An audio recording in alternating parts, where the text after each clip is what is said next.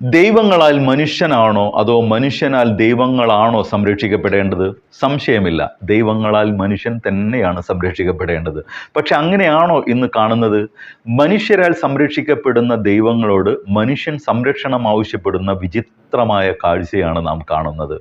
ഒരു ജന്മത്തിലൂടെ നമ്മിലേക്ക് വന്നു ചേരുന്ന ജാതിയുടെ പേരിൽ, മതത്തിൻ്റെ പേരിൽ, അല്ലെങ്കിൽ ഒരേ സമയം ഒത്തിരി പ്രസവങ്ങൾ നടക്കുന്ന ആശുപത്രിയിലെ ഒരു ഡോക്ടർക്കോ നഴ്സിനോ പറ്റുന്ന ഒരു കയ്യബദ്ധത്തിൻ്റെ പേരിൽ മാറിപ്പോയേക്കാവുന്ന ജാതിയുടെയും മതത്തിൻ്റെയും പേരിൽ തമ്മിത്തല്ലിച്ചാവുന്ന ഒരേ ഒരു ജീവിവർഗം, അതാണ് മനുഷ്യൻ.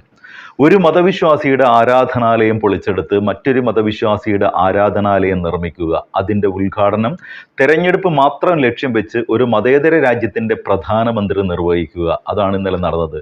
ഈശ്വര അല്ലാ തേരേ നാം, ഞാൻ വിളിക്കുന്ന ഈശ്വരനും നീ വിളിക്കുന്ന അള്ളാഹുവും ഒന്ന് തന്നെ എന്നീ ലോകത്തോട് വിളിച്ചു പറഞ്ഞ ഗാന്ധിജിയെ രാഷ്ട്രപിതാവായി കാണുന്ന നാട്ടിൽ ഒരു ഹിന്ദു വർഗീയവാദിയുടെ വെടിയേറ്റ് മരിച്ചു വീഴുമ്പോൾ ഹേ റാം എന്ന് വിളിച്ച് പിടഞ്ഞു മരിച്ച ഗാന്ധിജിയുടെ നാട്ടിൽ അതേ ഗാന്ധിജിയെ കൊന്നവരുടെ പിന്മുറക്കാർ ഇന്ന് വിളിക്കുന്നതും ജയ് ശ്രീറാം എന്നാണ്. ബാബരി മസ്ജിദ് തകർത്തെടുത്ത് പണിയുന്ന രാമക്ഷേത്രത്തിൻ്റെ പ്രതിഷ്ഠാ ദിനത്തിൽ ഇന്ത്യയിലാകെ മുഴങ്ങിക്കേട്ടതും അന്ന് ഗാന്ധിജി പാടിയ ആ പാട്ട് തന്നെ, രഘുപതി രാഘവ രാജാറാം പതീത പാവന സീതാറാം. കൊല്ലപ്പെട്ടവൻ്റെയും കൊന്നവൻ്റെയും വിശ്വാസം തിരിച്ചറിയാൻ പറ്റാത്ത വിധം സമ്മിശ്രമാക്കി നമുക്ക് മുന്നിലേക്ക് തള്ളിത്തരുന്ന ഈ കെട്ടകാലത്ത് സഖാവ് നാസർ കോളായി നമ്മെ ചിലത് ഓർമ്മപ്പെടുത്തുന്നു. ജാതിക്കും മതത്തിനും അപ്പുറം മനുഷ്യനെ മനുഷ്യനായി കണ്ട ആ അർദ്ധനഗ്നനായ ഫക്കീർ, അതെ, നമ്മുടെ രാഷ്ട്രപിതാവ് മഹാത്മാഗാന്ധിയുടെ തുടിക്കുന്ന ഓർമ്മകൾക്ക് മുമ്പിൽ സഖാവ് നാസർ കോളായിയുടെ ഈ വാക്കുകൾ സവിനയം സമർപ്പിക്കുന്നു. ഇന്ന് 2024 ജനുവരി 22, മതേതര ഇന്ത്യയുടെ ചരിത്രത്തിലെ ഒരു കറുത്ത ദിനമാണിന്ന്. ഏതാനും സമയങ്ങൾക്ക് മുമ്പാണ് ഉത്തർപ്രദേശിലെ അയോധ്യയിൽ രാമക്ഷേത്രത്തിൻ്റെ ഉദ്ഘാടനം നിർവഹിക്കപ്പെട്ടുള്ളത്. മനുഷ്യൻ ആരാധിക്കുന്ന ഒരുപാട് ദൈവങ്ങളുണ്ട്, രൂപങ്ങളുള്ളതും ഇല്ലാത്തതുമുണ്ട്. അതിനെയൊക്കെ ആരാധിക്കാൻ ഓരോ മതവിശ്വാസിക്കും ആരാധനാലയങ്ങളുണ്ട്. പുതിയ ആരാധനാലയങ്ങൾ നമ്മുടെ നാട്ടിൽ ഇഷ്ടം പോലെ തുറക്കാറുണ്ട്. അതൊക്കെ വലിയ ആഘോഷമുള്ള ചടങ്ങുകളായി നമ്മുടെ നാട്ടിൽ നടത്തപ്പെടാറുമുണ്ട്. ആഘോഷങ്ങളിൽ അതത് മതവിശ്വാസികളും ഇതര മതവിശ്വാസികളും മതവിശ്വാസികളല്ലാത്തവരും എല്ലാവരും പങ്കെടുക്കാറുണ്ട്. പക്ഷേ ഇന്നത്തെ രാമക്ഷേത്രത്തിൻ്റെ ഉദ്ഘാടന കർമ്മം അതൊരു കറുത്ത ദിനമായിട്ടാണ് എനിക്ക് തോന്നുന്നത്. കാരണം അതിൻ്റെ ചരിത്രം എല്ലാവർക്കും അറിയാം. ഒരുപാട് കാലം കഴിഞ്ഞാലും രാമക്ഷേത്രത്തിൻ്റെ ചരിത്രം പറയുമ്പോൾ അറിയാതെ ബാബരി മസ്ജിദ് എന്ന ഒരു പേര് അതിൻ്റെ പിറകിൽ ഉയർന്നു വരുമെന്ന് തീർച്ച. ബാബരി മസ്ജിദ് സ്മരിക്കപ്പെടാതെ രാമക്ഷേത്രം ഓർക്കപ്പെടുമോ എന്നെനിക്ക് തോന്നുന്നില്ല. കാരണം അത് രണ്ടും തമ്മിൽ അത്രയും ബന്ധമുണ്ട്. ഇന്ന് രാമക്ഷേത്രത്തിൻ്റെ ഉദ്ഘാടനം മതേതര ഇന്ത്യയുടെ ഭരണഘടനയിൽ കൈവച്ച് എല്ലാ മതങ്ങളോടും തുല്യനീതിയോടെ പ്രവർത്തിക്കും എന്ന് പറഞ്ഞ ഒരു പ്രധാനമന്ത്രി ഉദ്ഘാടനം നിർവഹിക്കുമ്പോൾ, അതുകൊണ്ടാണ് ഞാൻ ആമുഖമായി പറഞ്ഞത് മതേതര ഇന്ത്യയുടെ ചരിത്രത്തിലെ കറുത്ത അധ്യായം. ഈ പ്രധാനമന്ത്രിയുടെ കീഴിൽ ഇന്ത്യ ഒരു മതേതര രാജ്യമായി തുടരും എന്നൊരിക്കലും ഞാൻ കരുതുന്നില്ല. അത്ഭുതങ്ങളൊന്നും സംഭവിച്ചിട്ടില്ലെങ്കിൽ ഒരു മതരാഷ്ട്രത്തിലേക്ക് ഇന്ത്യ വളരെ വേഗത്തിൽ നടന്നു നീങ്ങുകയാണ്. ഞാൻ അതിൻ്റെ വിശദീകരണത്തിലേക്കൊന്നും കടക്കുന്നില്ല. പക്ഷേ ഇന്ന് രാമക്ഷേത്രത്തിൻ്റെ ഉദ്ഘാടനം ചാനലുകളിൽ കാണിച്ചപ്പോൾ കൈരളി ചാനൽ ഉദ്ഘാടനം കാണിച്ചു. അതിനുശേഷം മറ്റ് ചാനലുകൾ നിരന്തരമായി ഇന്ന് രാവിലെ മുതൽ കാണിച്ചുകൊണ്ടിരിക്കുന്നു. ഇന്ത്യയുടെ പ്രധാനമന്ത്രി അതിൻ്റെ പ്രതിഷ്ഠ നടത്തിയതിനു ശേഷം, ഉദ്ഘാടനം നടത്തിയതിനു ശേഷം നമ്മൾ കേൾക്കുന്ന മനോഹരമായ ഒരു സംഗീതമുണ്ട്, മനോഹരമായ ഒരു ഗാനമുണ്ട്.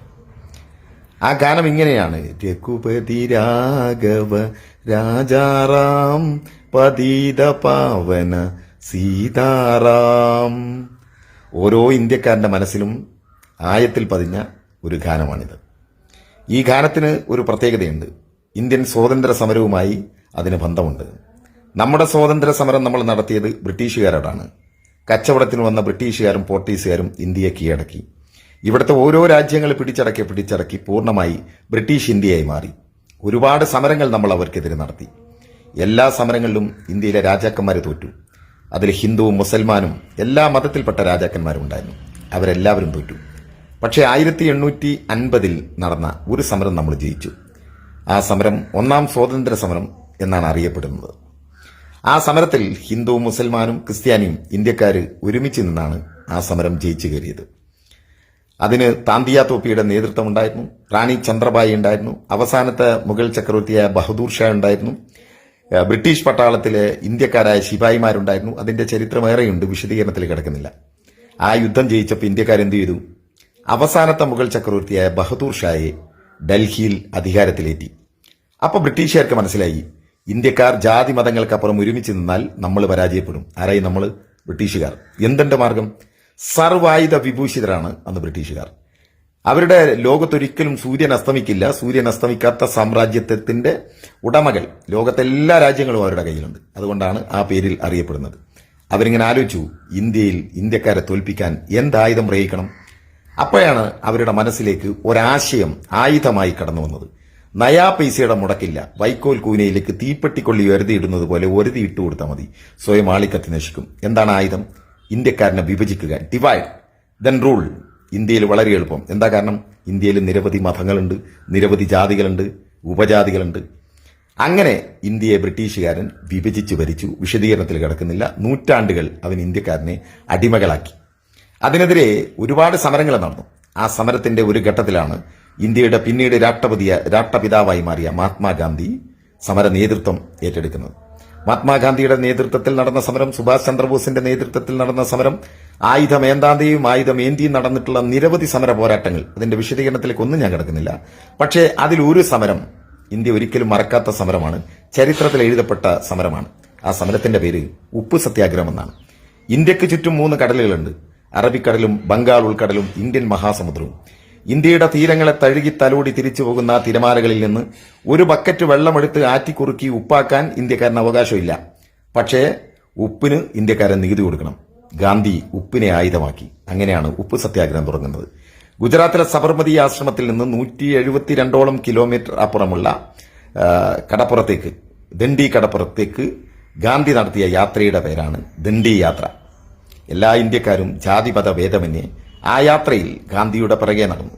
സാധാരണ ദീർഘദൂര യാത്രക്ക് ആയാസത്തിന് ചിലപ്പോൾ പാട്ടുപാടും. ഗാന്ധി അന്നൊരു പാട്ടുപാടി. രാമഭക്തനായ ലക്ഷ്മണാചാര്യയുടെ വരികൾ ഇങ്ങനെയാണ്: രഘുപതി രാഘവ രാജാറാം പതിത പാവന സീതാറാം. ഞാൻ നേരത്തെ പറഞ്ഞ ഇന്ന് രാമക്ഷേത്രം ഉദ്ഘാടനം ചെയ്തപ്പോൾ അതിനുശേഷം വലയടിച്ചു വന്ന ഇതേ പാട്ട്, ലക്ഷ്മണാചാര്യയുടെ വരികൾ പാടിയത് ഗാന്ധി. രഘുപതി രാഘവ രാജാറാം പതിത പാവന സീതാറാം. ഗാന്ധി പാട്ട് പാടിയപ്പോ പിറകിലുള്ള ഒരു മുസൽമാനും ഗാന്ധിയോട് പറഞ്ഞില്ല അങ്ങനെ പാടരുതെന്ന്. മാത്രമല്ല, ഗാന്ധി പാടിയ വരികൾ അവർ ഏറ്റുപാടി. അതായിരുന്നു ഇന്ത്യ. 4-5 വരികൾ പിന്നിട്ടപ്പോ ലക്ഷ്മണാചാര്യ എഴുതാത്ത വരികൾ അതേ ഈണത്തിൽ ഗാന്ധി പാടി. ഈശ്വര അല്ലാ തേരെ നാം സബ്കോ സന്മതി തേ ഭഗവാൻ. ഈശ്വരനും അള്ളയും എല്ലാം ഒന്നാണ് എന്ന് ധ്വനിപ്പിക്കുന്ന ആ പാട്ട് പാടിയപ്പോ പിറകിലുള്ള ഒരു ഹിന്ദുവും ഗാന്ധിയോട് പറഞ്ഞില്ല അങ്ങനെ പാടരുതെന്ന്. അവരത് ഏറ്റുപാടി. അതായിരുന്നു ഇന്ത്യ. മഹാത്മാവിന്റെ നേതൃത്വത്തിൽ നടന്ന സ്വാതന്ത്ര്യ സമരത്തിന്റെ ഫലമായി 1947 ആഗസ്റ്റ് 15 ഇന്ത്യക്ക് സ്വാതന്ത്ര്യം ലഭിച്ചപ്പോൾ ചെങ്കോട്ടയിൽ ത്രിവർണ്ണ പതാക ഉയർത്തുമ്പോൾ ഇന്ത്യയുടെ പ്രിയപ്പെട്ട രാഷ്ട്രപിതാവ് അവിടെ ഉണ്ടായിരുന്നില്ല. മതം കൊണ്ട് വിഭജിക്കപ്പെട്ട ഇന്ത്യയിൽ കലാപകുലുഷിതമായ കൽക്കട്ടയുടെ നഗരത്തിൽ ബംഗാളിന്റെ ഓരങ്ങളിൽ ലക്ഷക്കണക്കിന് മനുഷ്യർ മതത്തിന്റെ പേരിൽ വെട്ടിമരിച്ച ചോരച്ചാൽ ഒഴുകിയ അവിടെയായിരുന്നു ഗാന്ധി. പട്ടേൽ പറഞ്ഞു, പണ്ഡിറ്റ് ജവഹർലാൽ നെഹ്റു പറഞ്ഞു ഗാന്ധിയോട്, അങ്ങുണ്ടാവണം ചെങ്കോട്ടയിൽ സ്വാതന്ത്ര്യത്തിന്റെ പൊൻപുലരിയിൽ. ഗാന്ധി പറഞ്ഞു, ഇന്ത്യ സ്വാതന്ത്ര്യത്തിന്റെ പൊൻപുലരിയിലേക്ക് ഉണരട്ടെ, ഞാൻ വരും ഡൽഹിയിലേക്ക്. ഗാന്ധി വന്നു ഡൽഹിയിലേക്ക്. നേരെ വന്നത് പാർലമെന്റ് മന്ദിരത്തേക്കല്ല, അദ്ദേഹം പോയത് ബർലാ മന്ദിരത്തിലേക്കാണ്. കോൺഗ്രസിന്റെ പരിപാടിയിൽ പങ്കെടുക്കാനല്ല, പ്രാർത്ഥനാ മന്ദിരത്തിൽ. ഗാന്ധിയുടെ ഏറ്റവും പ്രിയപ്പെട്ട ദൈവം രാമനാണ്. ലോകം കണ്ട ഏറ്റവും വലിയ രാമഭക്തനാരെന്ന് ചോദിച്ചാൽ അത് മഹാത്മാഗാന്ധിയാണ്. തന്റെ പ്രിയപ്പെട്ട ദൈവത്തിന്റെ അടുത്തേക്ക് പ്രാർത്ഥനയ്ക്ക് നടന്നുപോകുന്ന മഹാത്മാഗാന്ധിയുടെ മുമ്പിലേക്കാണ് നാഥുറാം വിനായക് ഗോഡ്സെ എന്ന RSS ആശയക്കാരൻ വരുന്നത്. ബാക്കിയുള്ളതെല്ലാം ചരിത്രം നിങ്ങൾക്കറിയാവുന്നതുപോലെ ഗാന്ധിയുടെ കാൽപാദങ്ങളിൽ തൊട്ടുവന്ദിച്ചു, എണീറ്റ് നിന്നു. അരയിൽ ഒളിപ്പിച്ചു വെച്ച റിവോൾവർ വലിച്ചൂരി അർദ്ധനഗ്നനായ ഫക്കീറിന്റെ വിരിമാറിലേക്ക് വെടിവെക്കുമ്പോ മറുകൈ ആകാശത്തേക്ക് ഉയർത്തി നാഥുറാം വിനായക് ഗോഡ്സെ ഉറക്കെ വിളിച്ചൊരു മുദ്രാവാക്യമുണ്ട്, ജയ് ശ്രീരാം. ഇന്ന് ബാബരി മസ്ജിദ് തകർത്തിടത്ത് അതിന്റെ ബാഹ്യസ്ഥലത്ത് പുറത്ത് നമ്മൾ കേൾക്കുന്ന ഏറ്റവും വലിയ മുദ്രാവാക്യം അത് തന്നെയാണ്, ജയ് ശ്രീരാം. വെടിയേറ്റ് മരണത്തിലേക്ക് നടന്നു നീങ്ങിക്കൊണ്ടിരിക്കുന്ന ഗാന്ധിക്ക് മനസ്സിലായി താൻ അന്ത്യയാത്രയിലാണ്, തന്റെ പ്രിയപ്പെട്ട ദൈവത്തിന്റെ അടുത്തേക്ക്. അവസാനമായി ആ ചുണ്ടുകൾ പിറുപുറത്തത് ഹേ റാം, ഹേ റാം, എന്റെ രാമ, എന്റെ രാമ എന്നാണ്. തൊട്ടടുത്ത് നിന്ന് വെടിവെച്ചവന്റെ മുദ്രാവാക്യം എന്താണ്? ജയ് ശ്രീരാം. അവന്റെ അഭിപ്രായം എന്താണ്? രാമൻ അവന് കാവൽ നിൽക്കണം എന്നുള്ളതാണ്. ചരിത്രത്തിന്റെ വൈരുദ്ധ്യങ്ങളിലേക്ക് ഒന്നും ഞാൻ കിടക്കുന്നില്ല. ഈ പറഞ്ഞതിലെല്ലാം ഉണ്ട്. യഥാർത്ഥ രാമൻ ആര്? ഏ റാം എന്ന് വിളിച്ച യഥാർത്ഥ രാമനും ജയ് ശ്രീരാം എന്ന് വിളിച്ച രാമനെ വർഗീയവാദിയാക്കി രാമന്റെ പേരിൽ രാഷ്ട്രീയ ലാഭം കൊയ്യുന്നവർ ആരെന്ന് തിരിച്ചറിയാൻ ഞാൻ ഈ പറഞ്ഞതിലുണ്ട്. പക്ഷേ ദൗർഭാഗ്യകരമായൊരു ദിനത്തിലൂടെ ഇന്ന് ഇന്ത്യ കടന്നുപോവുകയാണ്. ബാബരി മസ്ജിദ് തകർത്തെടുത്ത് രാമക്ഷേത്രത്തിന്റെ ഉദ്ഘാടനം ഇന്ത്യയുടെ പ്രധാനമന്ത്രി നിർവഹിക്കുകയാണ്. അതിനെതിരെ പ്രതികരിക്കാൻ കോൺഗ്രസിന് ഒരുപാട് സമയം വേണ്ടി വന്നു.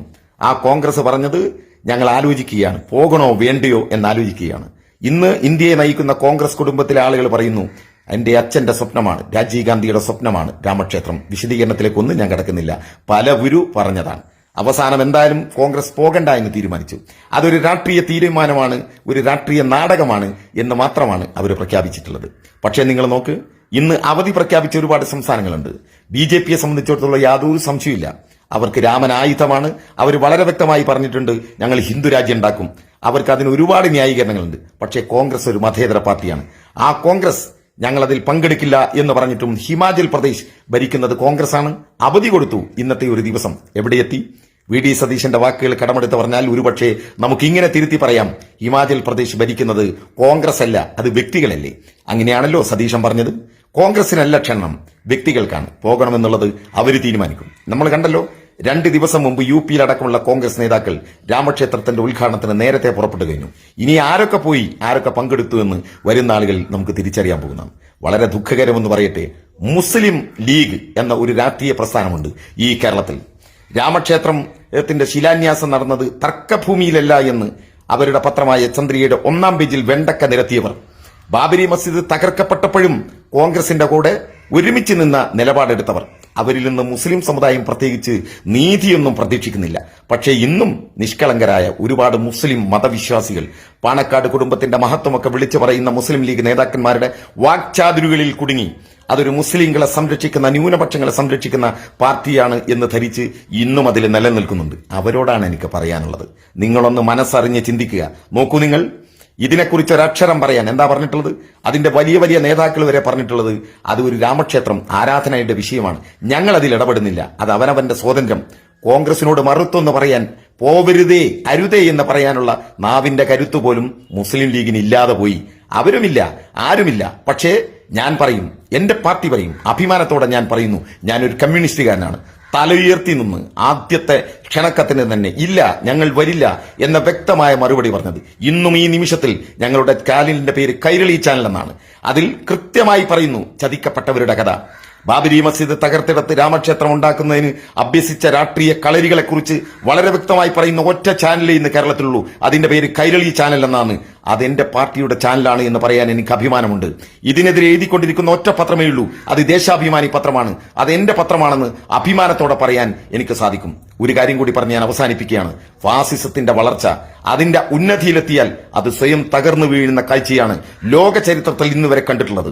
അങ്ങനെ ഫാസിസം അതിന്റെ ഉന്നതിയിലെത്തി ഈ ഇന്ത്യയിലെ വർഗീയ ഫാസിസ്റ്റുകൾ തകർന്നു വീഴുന്ന ഒരു ദിവസം വരും. അന്ന് അതിന്റെ മുമ്പിൽ ഉത്തരം മുട്ടി നിൽക്കുന്ന ഒരുപാട് പേരുണ്ടാകും, തലകുനിച്ച് നിൽക്കുന്ന ഒരുപാട് പേരുണ്ടാകും. ഈ നാട്ടിലെ മുത്തശ്ശി പാർട്ടികളും മുത്തശ്ശി പത്രങ്ങളും പലരും അതിന്റെ മുമ്പിൽ തലകുനിച്ച് നിൽക്കുമ്പോഴും ഞങ്ങൾ അഭിമാനത്തോടെ തലയുയർത്തി നിൽക്കും. ഞങ്ങൾ കമ്മ്യൂണിസ്റ്റുകാർ അഭിമാനത്തോടെ തലയുയർത്തി പറയും, ഞങ്ങൾ അതിനും അന്നും ഇന്നും എന്നും ഈ ഫാസിസത്തിനെതിരെയുള്ള പോരാട്ടത്തിലുണ്ടായിരുന്നു. അഭിമാനം എന്റെ പാർട്ടി. മറ്റൊരു വീഡിയോ ആയിട്ട് വരുന്നവരെല്ലാവർക്കും ഗുഡ് ബൈ.